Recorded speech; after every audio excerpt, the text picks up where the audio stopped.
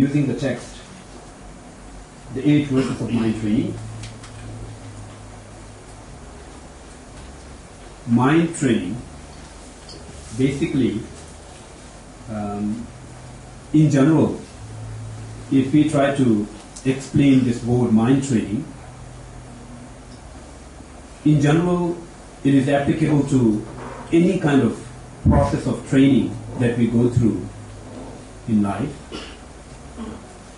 But then, specifically here in spiritual training, the tradition of mind training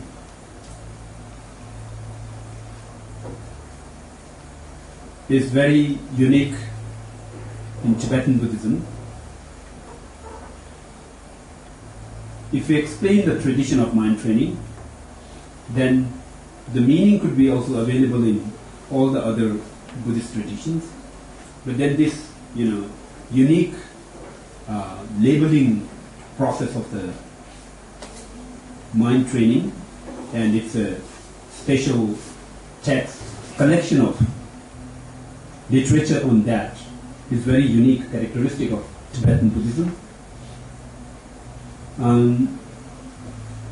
But sometimes when we talk about the unique characteristic of Tibetan Buddhism, people may get confused.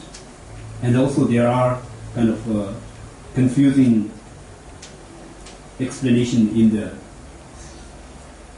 community. If they say Tibetan Buddhism is Lamaism, it is not the authentic Buddhism. In reality, it is not like that.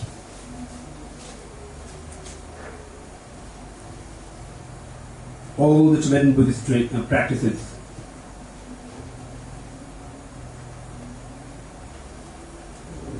are traced back, when we trace back to the historical Buddha as its original source. So Tibetan Buddhism is very authentic Buddhism, as authentic as any other tradition, no less authentic than any other tradition. This is one basic thing that we need to understand. But why do the Tibetan Buddhism have all these different, as I told you just now, a set of, or the group of literature specifically that fall under the kind of group of mind training, which doesn't exist in other traditions? This could be an interesting question. To address this question, I would like to say that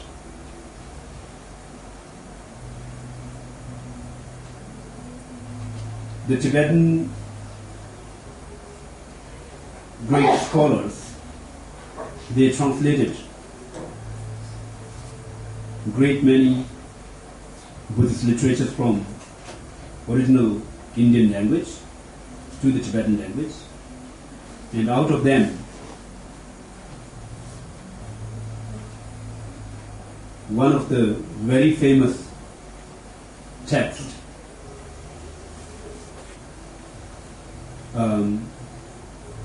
that was written or authored by great Master Shantideva was translated into Tibetan language.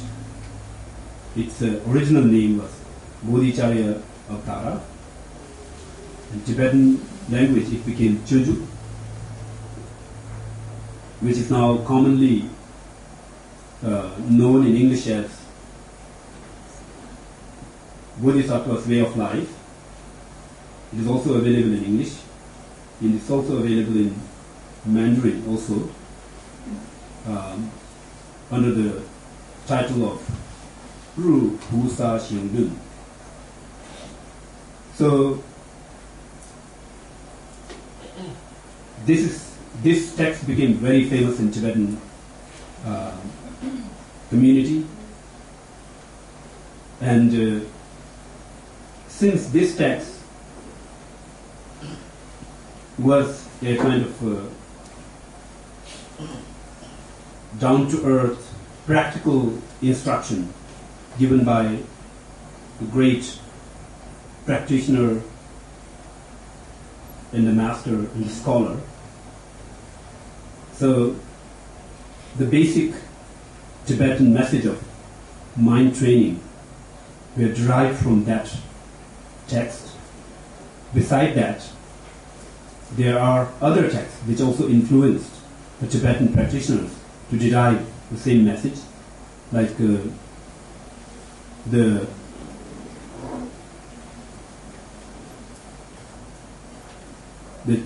Charya Samuchya, which is also one of the texts that is authored by Shantideva. And then beside that, there are also great sutras of the Buddha, from where there are kind of messages related to the mind training squeezed in by the great Tibetan Buddhist scholars and practitioners. So in the course of time, this word, mind training, became very famous in Tibet. But initially it appeared like it was kind of,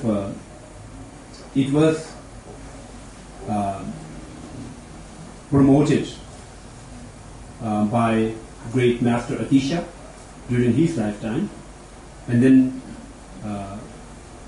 thereafter his death, his great disciples promoted this type of training, and then it spread in all the different Buddhist traditions of Tibet.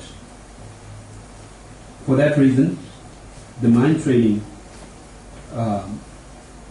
texts and instructions you will find in all the four traditions of Buddhism in Tibet. From that point of view, it's a very important training that one should understand or one should learn. And upon that, the mind training text that I have chosen for today's discourse is the 8 verses of mind training, which is one of the shortest texts on mind training. But it's always important to understand that whenever these texts originally written in Tibetan language is translated into English, in many occasions the taste of the original original sense of like beauty of the sweetness of the poetry is always lost, and also in certain occasions we also lose the kind of beauty of this expression of the meaning. So this is unfortunately some kind of thing that we need to go through. It appears like so far up to this point we don't have any kind of good solution for that. So to avoid that kind of problem, what I do normally is I use multiple translations so that the students who listen to this course, they may avoid having this mentality. This is just like this, as it is explained in one variety of, one version of translation. So that is something that you need to understand. For that reason, I have 2 different versions of translation, and I also have the original text in Tibetan. So we can compare it, and it can be used in that way. Okay. At the same time, I think I would also like to tell you that in the Tibetan Buddhist tradition, it is very important to do the teachings on the texts on which the masters have received the lineage transmission blessings. It is very important to have that, because the blessings of the transmission are kind of transmitted down from generation to generation master to disciple. And it is very different and very unique characteristic of Tibetan Buddhism. And it is done in this way with a great purpose, and it does have a great benefit connected to it. When the spiritual master teaches their disciple, they teach with complete sense of sincerity and dedication and love and kindness. So if a message is conveyed in that way, that really carries the impact on those people who listen to that kind of teaching. And most of the time, the Tibetan spiritual masters don't do the teaching for salary, don't do the teaching for wages. So this is something that we need to understand. And we also try to keep the same tradition alive in the monastic communities. All of our teachers who serve as teachers in monastic communities, they never do the teaching for any kind of monetary benefit or any kind of other benefits. So this is something that you need to understand. It is good to understand this, it is good to know this and appreciate this, such a kind of sincerity and dedication. So, this text, the 8 verses of mind training, was written by a great master and great practitioner, highly realized master named Geshe Langri Thangpa. And since it's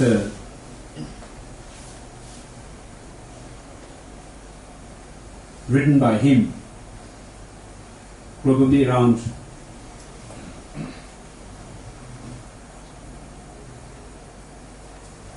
9 to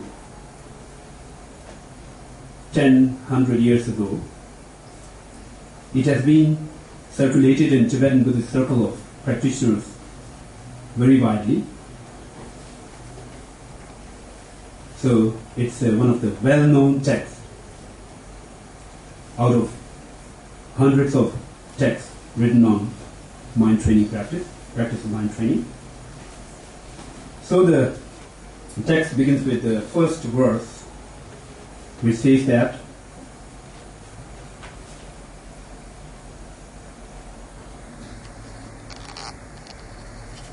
in the Tibetan it reads, Dharma simje thamje la yishin dorwe thakwe phunjo rube sambai chodu je dimbarla. And in first version of translation in my hand says, by making the supreme attainment available to me, all sentient beings excel even the greatness of wish-granting jewel. By understanding the great kindness of them, may I always cherish all the sentient beings, even more precious than a wish-granting jewel. Now, the other version says that the thought of accomplishing the highest benefit for all sentient beings is more precious than a wish-fulfilling jewel. So I will constantly practice holding it dear. There is a huge difference between these two different versions of the translation. You notice that. So the message is this: through this verse, the author tried to convey the message that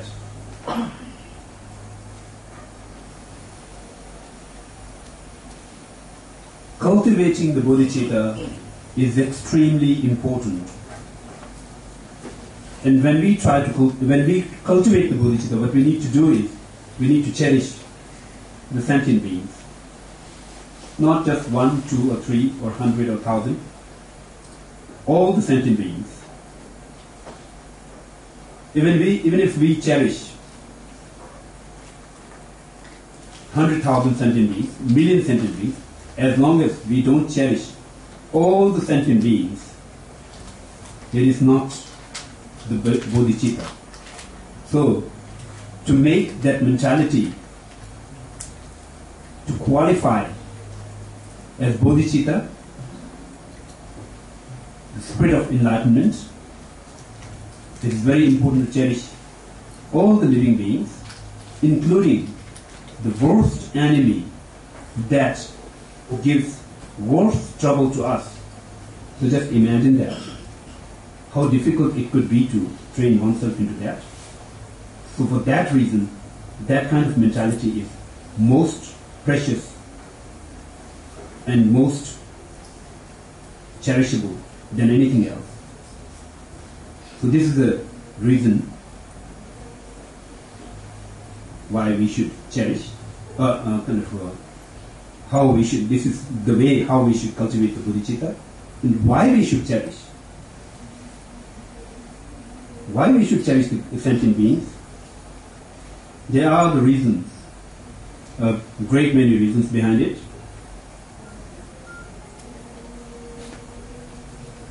Like our own benefit, whatever we do in our life is all connected with others.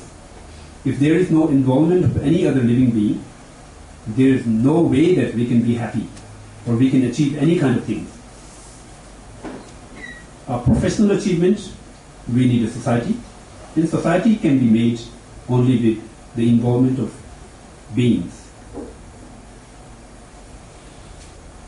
For earn wealth, status, fame, power, whatever we seek to achieve in the life, we require or we need involvement of other beings. There is no way that we can achieve anything, or at least we can be happy without the involvement of others. But basically, in many occasions, it appears like if only there won't be others kind of disturbing me, I will be happy.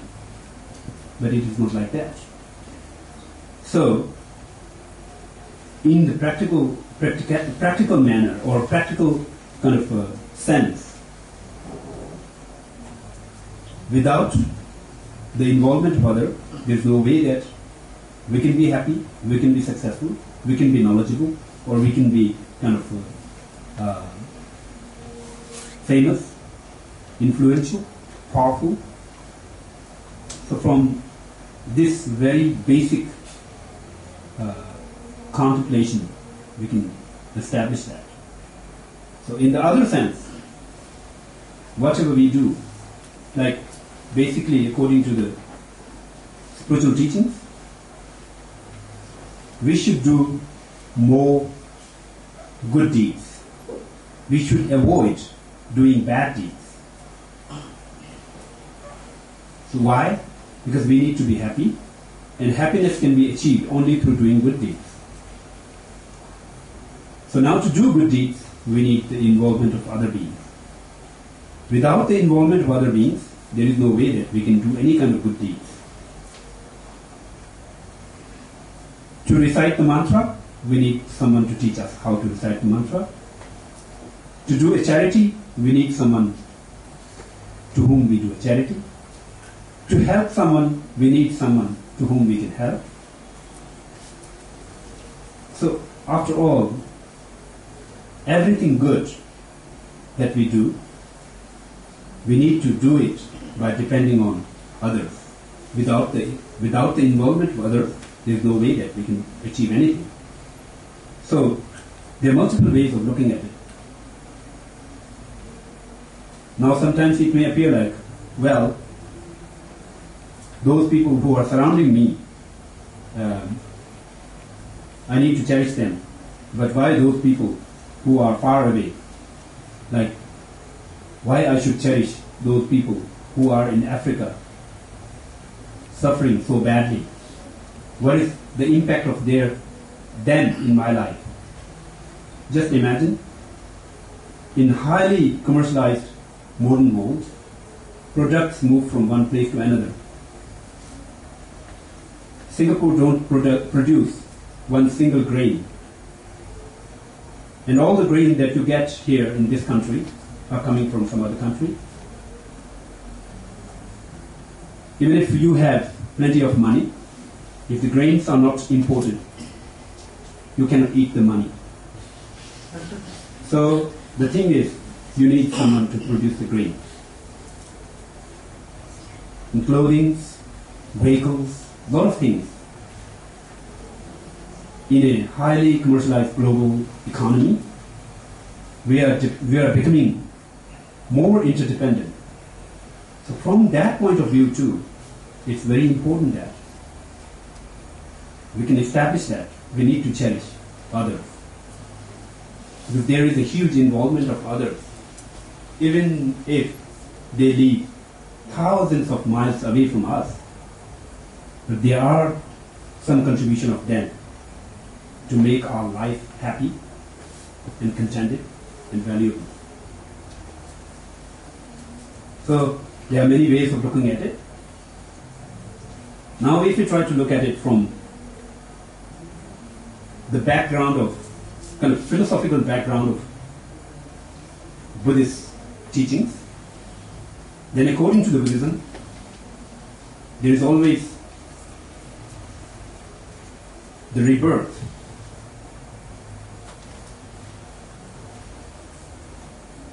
This life is not the first life, and this life is not also the last life. Before this life, there was another life that we lived. After this life, there's going to be another life that we are going to live. So, if it can be established in that way, through the kind of reasoning, then our previous life definitely needs a previous life before that. Then it goes beyond like that, so there is no end. We cannot say that this is the ending point. Before that, I never existed. I kind of was born new and fresh at that point. So if it is like that, so that establishes we lived innumerable lifetimes in this universe. If we lived innumerable lifetimes, surely we have taken innumerable births. Now, if we have taken innumerable births, it is not necessary that every birth we have to be, at each of these births we have to be born from someone else. But probably 50% of that, or probably 40 or 30, some percent of that needed to be born from somewhere else. So, it is highly possible, not just highly possible, definitely, that each and every living being may have served us as a mother. So just imagine.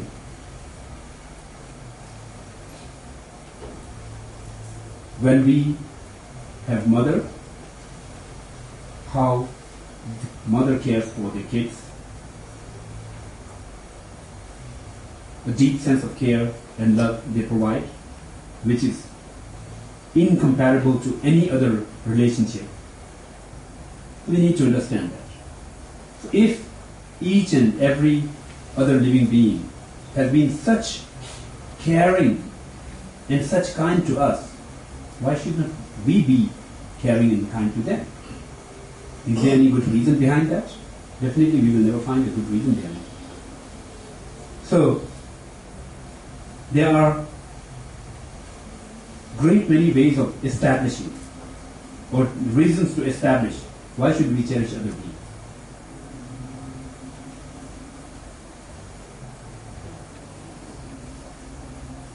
So, with reasoning with oneself, we need to contemplate again and again. We need to establish that we need to cherish other beings. And then, if we keep doing on that, probably on your first attempt you may not feel anything.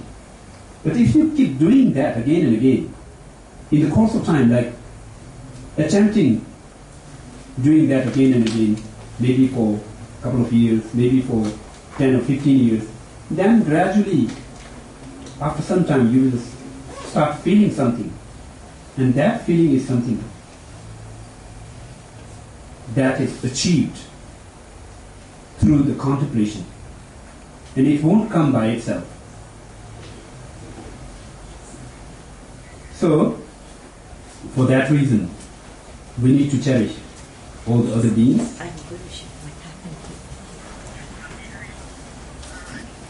And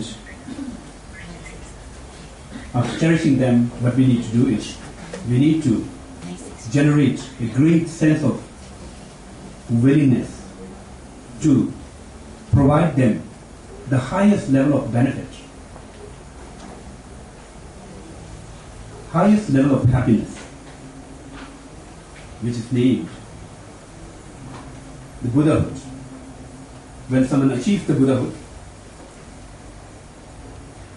they are free from all varieties of obstacles and disturbances and its root causes and conditions.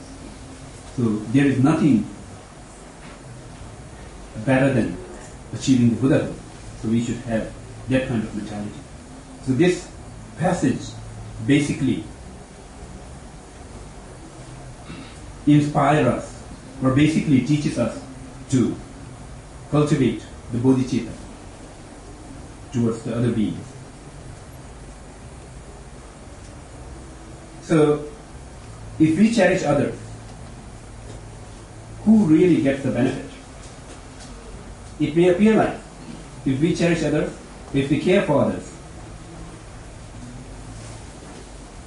the real benefiter, the person who benefits, is the other. But ultimately it is not like that. Ultimately, the real benefit will come to us. Because basically what happens, we like to be happy. Everyone likes to be happy. This is a very basic, very common kind of, a wish and attitude of every living being. So, if we cherish others sincerely from the depth of our heart, then whenever other be happy, then we will be contented. Then we will be satisfied. If we are contented and satisfied, we will be happy.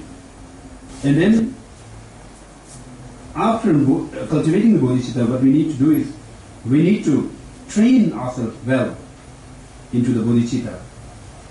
And then, while we try to train ourselves well into the bodhicitta, what happens and how to encounter it is explained in the following verses. The second verse says that,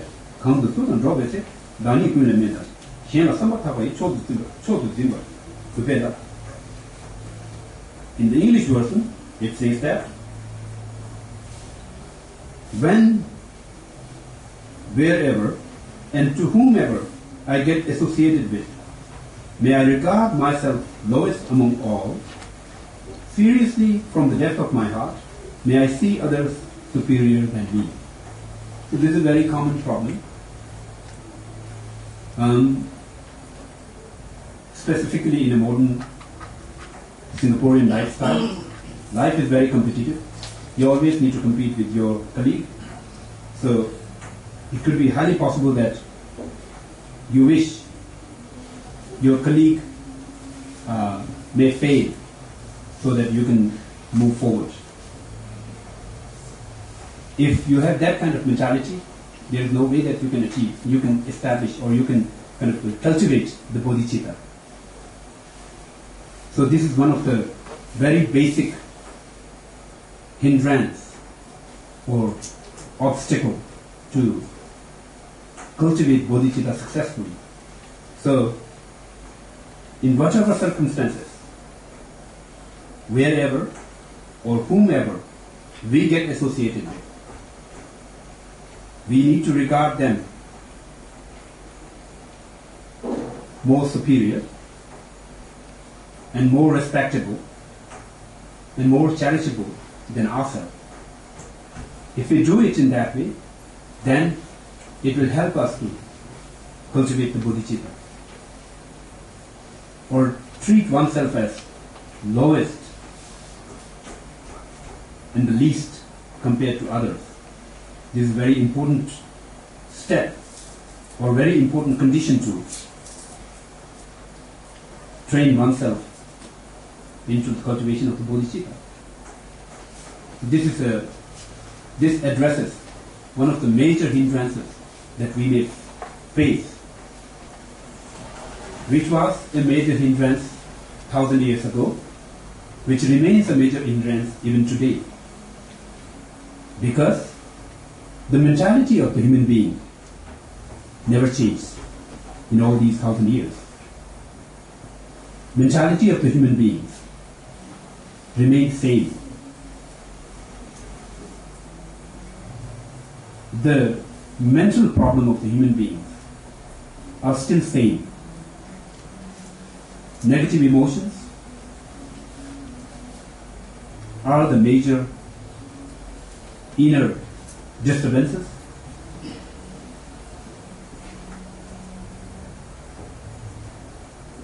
That disturbs the peace and tranquility of a human being and a practitioner. And it teaches us to avoid sense of arrogance in our life, to sincerely treat others as superior to oneself. But basically, sense of arrogance is very basic and common problem for a bodhisattva. So, what are the conditions that may trigger the sense of arrogance in our life? And very, very insensible stuff. You can be arrogant for no reason in your life. Yeah, there are possibilities that if you have little fair complexion, you may feel arrogant. If you have a very minor understanding of something, you may feel arrogant. If you have a little sweet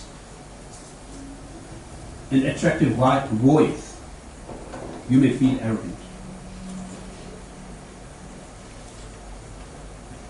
Even if you have a little shiny nails on your hand, you may feel arrogant. So it's very common. Sense of arrogance can be triggered very easily. So it's very important to deal with. As long as you are living under the influence of this sense of arrogance, like seeing oneself more advanced and more valuable and more precious than others, then there is no way that you cherish those other beings. Unless you establish that these others are more valuable than you, these others are more cherishable, more precious than you, there's no way that you could be able to cherish them. So this is a very, very practical instruction given here. It's very important to be down to earth. There is no reason to feel arrogant and to feel like being very advanced of just that limited knowledge. All those little achievements. If we end up in being arrogant, then we end up in making a lot of mistakes in our life. We will end up in doing a lot of misdeeds, a lot of bad deeds. If we end up in doing a lot of bad deeds, and then that will cause us unhappiness and pain. And it says that Jolon Kundu Rangula, Tadi Muntimata, Dashi Marun Chevena, Send up Donny Doverla. And this is a very practical instruction, which says that in the translation, which is read, in each and every activity, may I keep watching my mind. As soon as the afflictions, the harmful emotions arise, self and others get spoiled. Thus, may I immediately avert them with strong resolve. In the other version of translation it says, in all activities I will examine my mind stream, and at the moment that a disturbing emotion arises, ferociously endangering myself and others, using forceful methods, I will confront and counteract it. So, it's very important to keep watching one's mind. What kind of emotions are arising?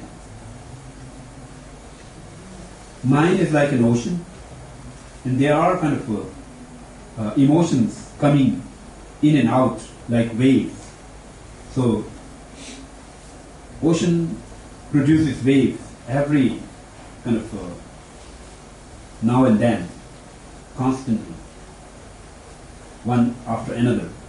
In the same way, in our mind, we have all these emotions arising from time to time.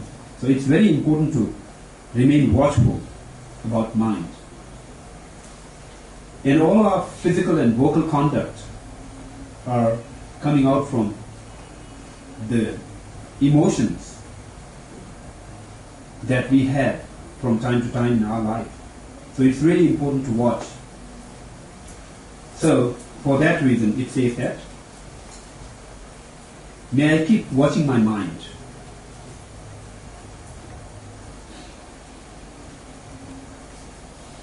As long as we study the Western literature, there are words which say that, watch your words. But each and every harmful word that comes out from our mind, comes out from our mouth, won't come without any causes and conditions. So one of the basic cause and condition is, basic causes, we have mentally conceived that meaning, whatever we say from mouth. So in the Buddhist training, it's always important to watch the mind.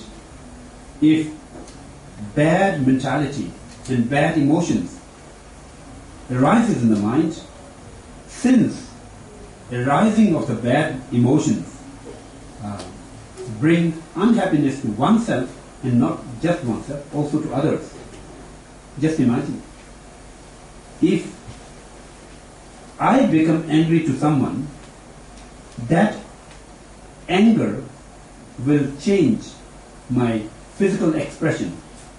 And as soon as those people who see that kind of change in my physical expression, those people will feel the impact of the anger, and they will also start feeling unhappy. So this is really important to notice that how mind is very important. The more we keep the mind in peace and calm, it is always very helpful for oneself and the people, those are surrounding us. Just an example. If there is an angry and hot-tempered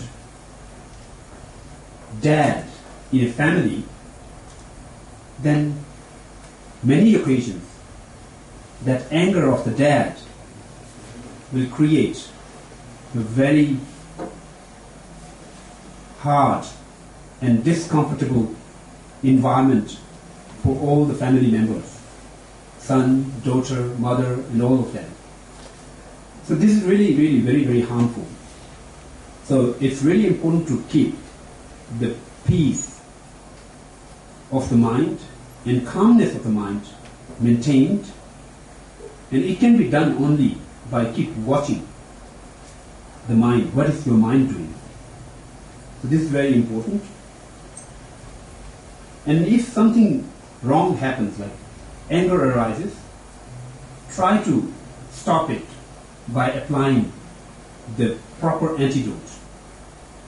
Now there are a whole lot of different ways of doing it. There are proper actual antidotes, like the antidote for the anger is love.